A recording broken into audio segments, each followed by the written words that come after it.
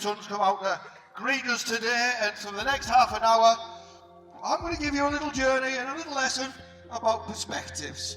Perspectives. Because doing what I do over the decades, and I've done this now a lot of years, I'm 57 next week, I've been doing this professionally since my middle 20s when I lived in Suffolk.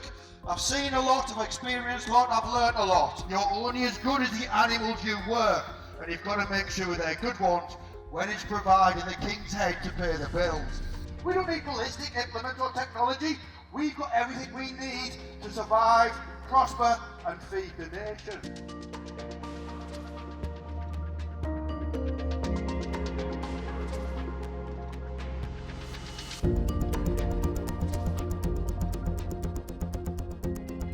Living wise, I am a creature of routine.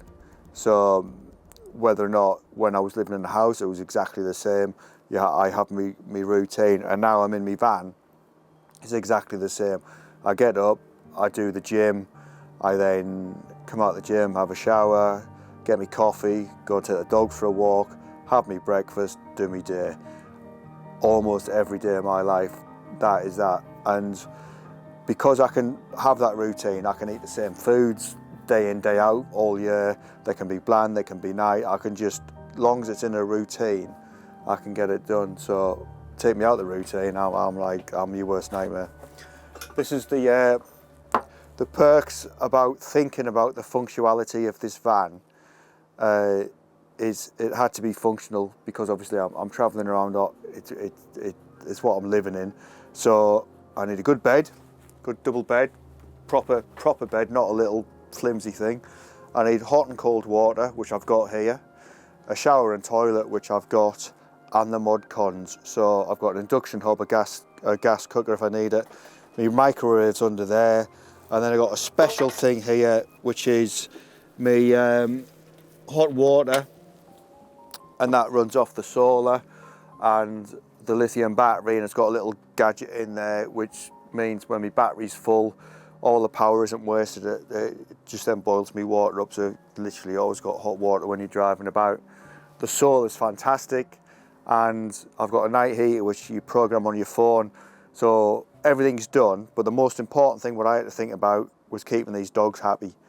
So I had this crate built, and basically the whole van was built around this dog crate, because the dogs had to be happy. They've got to be cool, they've got to be warm, they've got to be comfy, they've got to be able to move about because it's their home as well. And as we can see, they're as chilled as you're ever going to be. So it's all being built around functionality rather than having a romantic vision of what you're going to live in, because it has to be functional. Obviously, you need to be fit and healthy for it, because ferreting can be a fairly physical job, not just mentally but physically as well. You're in cold weather, you're lifting, you're digging, you're moving stuff about. You've got to keep hydrated to keep your brain sharp, and I think that's what set me apart many years ago. I used my little Spectrum gift to give me an advantage of being able to break stuff down, a little bit like Beth Harmon did with chess. I do that with a rabbit warren, and how the rabbits move and where I can move me ferrets, and how I can work ferrets and what ferrets to work here and what nets to work. And I can organise it like a cricket field, so I can suss out what's going from A to B and how to do it. Roughly estimate the size of the warrens or what the good bits are and the bad bits, where you put your ferrets, what ferrets. But I could do that on the hoof, but being able to do that, you got to be fit. Now, obviously, over the history of my ferreting, that hasn't always been the case because of various factors, what goes on in life. But nowadays, I've made a pledge to enjoy life, smile, and be fit and healthy. So I can enjoy ferreting again, and I am enjoying ferreting again. So it's all down to basically having somebody reboot. I would imagine the word is reboot the software and hardware. So Father Time's going to take you before long, but I'm like to think I'm fairly fit for my age. But it's the mental side of things. What does people in?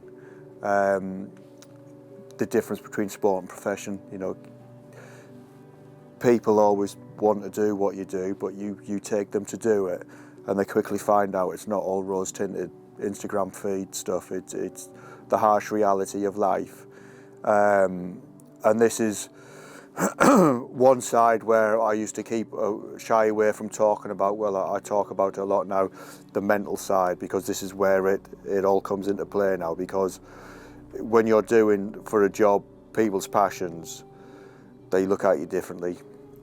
Same as people look at footballers differently when they kick around on a Sunday morning, and I dare say professional shooters and fishermen and everything else, they all get looked at, but they're all exactly the same at the end of the day, got the same hang-ups, they all got the same problems. It's just that they do different things for their job. But me now, for my ferreting, it is you have got to make sure clothing, hydration, brain, because without that, then you're not going to be able to look after your animals. And at the end of the day, we are only as good as those animals. So when it comes to the ferrets and the dogs, you know, if you can't look after them, how can they be fit enough and trained enough to do what you want them to do? So it's all this big merry-go-round. And I don't think people take enough thought about it, but that's where longevity comes from. If you think about stuff and you implement it and improve, you will be able to have that longevity. And well, I've been ferreting now for 57, 45 years. I've been demonstrating for 30. Been doing my media work for ferreting for about 30 odd years. If I didn't keep on top of the game, I wouldn't still be where I am. And that's a challenge in itself. So yeah, my next challenge is to eat this little beautiful thing. I guess one of the major ways that the job has evolved is through your communication, Simon, and shows have become a massive thing, haven't they? Shows are very important, not just in terms of business, but in enlightening people with the facts so they can form an opinion about what you do. It's always been the case, but it's even more important now. I love doing the demos. It strikes a chord with me, even though I'm not a human person, and I'm naturally shy. I do sort of have my escape in the arena, always have done. And then I like to evolve that demonstration, and I have done with the donut, change the pattern, but it's the message that gets across that, you know, you got a job to do, you can't be replaced, and that then goes on to the rabbit as food. My arena demos then go on to cooking demos, whereas for years I was always in the background pulling the strings, but I was propelled by one organiser actually on at the kitchen, and I've not looked back since. I do a butchery and rabbit demonstration, and I do it in burgers because everybody's designed to eat a burger. Quick and simple, talk about the provenance of the rabbit, talk about your moral dilemmas, breaking it down, how easy it is, and it's that relationship what's vanished. Everybody used to be able to prepare meat from a bone or fur or scale, but people want convenience now, so they've lost that skill. And like many people have said, we are going to go back to eating from the land soon. So, you know, if you can get the rabbit, it's the best meat you can have, more protein, less fat. It's just that we haven't got enough of them.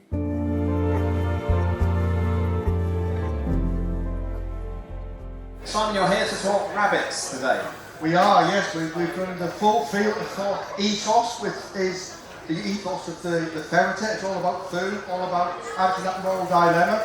But as we can see, it's a big bouncing northern rabbit. Now, these are a lot bigger than the southern rabbits because of the stress and the lifestyle they live. There's no danger where this comes from. There's no stoats or weasels or birds of prey. It literally comes out, feeds, sleeps, mates, rinse, repeat. It's what the rabbit's life is. It's not like down here. So what I then do, paunch it, take the insides out, and then you're going to look at it. And then the back legs are going to be cut basically below the thighs, above the knees. And there. And you want to make sure it's a good cut, because later on my thumbs are going to be going on the end of these, and if you do a bad cut, it splinters, It's going to go on your finger and you're in trouble. So what I'm going to do is take the fur over the back legs. If you're paying good money for something, you want it to look right. And if you're trying to convince somebody to spend money on something, you want it to look right. So by leaving the head on here, you can see it's been dispatched perfectly. There's no bloods, there's no bruisings, I've not played chopsticks with it. It's been looked after properly, because if you're going to do it properly, do it humanely, effectively and very quickly. We make a little bit of a cut, and I'm going to pull out the finest meat you will see on the showground. What's the best way for people to get hold of rabbit, and what's the easiest way you think for them to prepare it? Game dealer now, you can do it over the internet or get it diced. And then there's plenty of YouTube's videos. I did a book a few years ago that was outstandingly successful. I think we sold out in a matter of weeks on that one. That was good, and I just proved that there is a demand for it. So if you get your rabbit, there's plenty of videos that'll take you through step by step how to prepare it, and they are easy to do.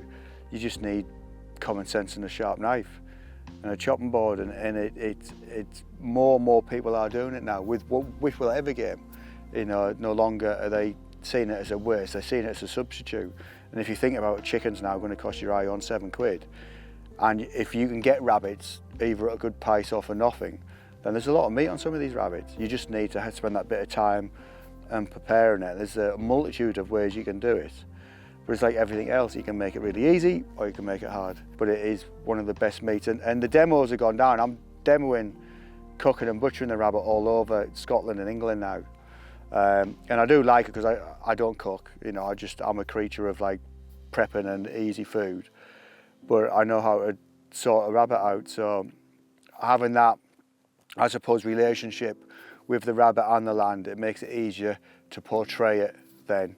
And because it's in a simple 21st century version, even people that are putting their noses up will try it because it's in a burger. So that's, again, but that's just how your mind works, and portraying what you do to get your message across in a way they're going to remember it. Because we've all sat through boring demos and boring seminars and everything else, and they might be the best in the world, but if it doesn't sink in, it's pointless. Whereas I like the banter and the relationship with the crowd, sorting the rabbit out, and sometimes it doesn't go according to plan, because that's life. You're dealing with a wild animal, and again, you need that knowledge to get around anything that can appear. And the demonstrations have changed over the years, but shows have changed. You know, the internet has taken the onus away from bargains now. You've got to cater for the full family. It's not just a case of a game fair, they're like country shows, and you've got to think about people other than what you used to think about, because the world has evolved, and if we're to survive, we've got to find our little niche in that world. And by catering for everybody, then you can do. So it has changed. It is good. It's hard work. It's not what people think. You know, people just think you turn up for half an hour, talk a load of crap, and then leave. But whereas in fact, we're working it out over the years. I'm away about 190 days a year, so it's half a year, travelling or demonstrating or getting ready, and it is hard work. But it's what I want to do. It's what I like doing. So it's sort of why I do it, really. Thank you for watching this short clip of one of our films. If you enjoyed it, there is plenty more. Head over to fieldfoodandcountry.co.uk and become a member today.